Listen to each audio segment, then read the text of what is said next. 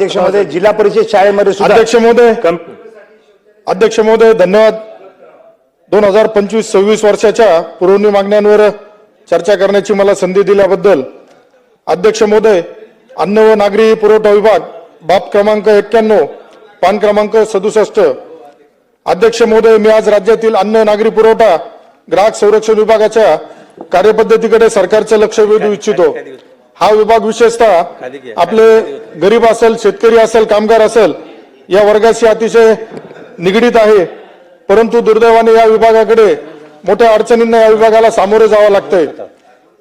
अध्यक्ष महोदय, राज्यातील आर्थिक ताणामुळे अनेक अन्न वितरण योजना मर्यादित करण्यात आल्या, स्थगित ठेवण्यात आल्यात.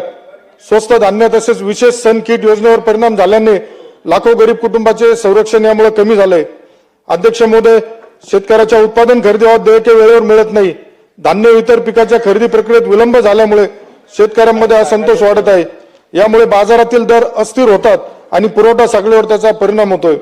अध्यक्ष महोदय, सार्वजनिक वितरण प्रणालीमध्ये अपात्र लाभार्थी, बनावट रेशन कार्ड, वितरणातील अनियमितता यासारख्या समस्या अजूनही कायम आहेत. पारदर्शकता वाढवण्यासाठी तंत्रज्ञानाचा वापर व कठोर पडताळणी होणं अध्यक्ष महोदय गरजेचं आहे. अध्यक्ष महोदय, साठवणूक व वाहतूक व्यवस्थेतील त्रुटीमुळे अन्नधान्याचे नुकसान होतंय. ग्रामीण भागात पुरेशा गोदामाची कमतरता यामुळे सरकारी खर्च वाढतोय, लाभार्थ्यांपर्यंत धान्य उशिरा जातंय.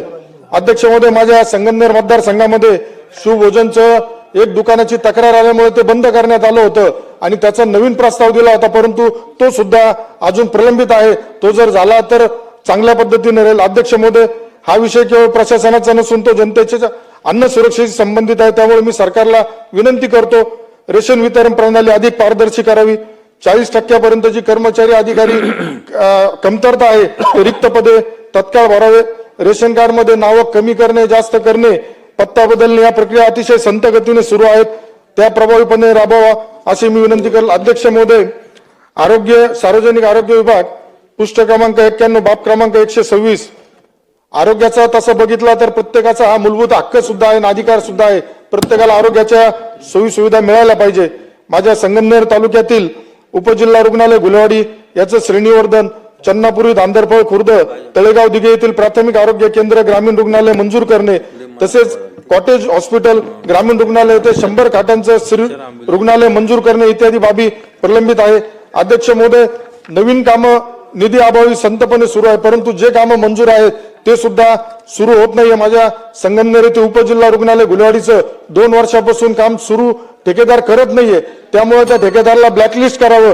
तसेच अध्यक्ष महोदय, अतिशय गंभीर विषय आरोग्याचा, डायलिसिस सुविधा जी दिली जाते त्यासाठी जे रुग्ण आहेत ते ब्लड बँकेतून रक्त घेत असतात, परंतु त्या रक्तामध्ये माझ्या मतदारसंघात काही असे सापडले का त्यांना HIV बाधित रक्त दिल्या गेल्यामुळं त्या डायलिसिस करताना त्यांना अडचण निर्माण झाली आहे. तर त्याची सुद्धा कठोर चौकशी करून कारवाई होणं अध्यक्ष महोदय यामध्ये गरजेचं आहे. धन्यवाद आपण मला बोलण्याची संधी दिल्याबद्दल.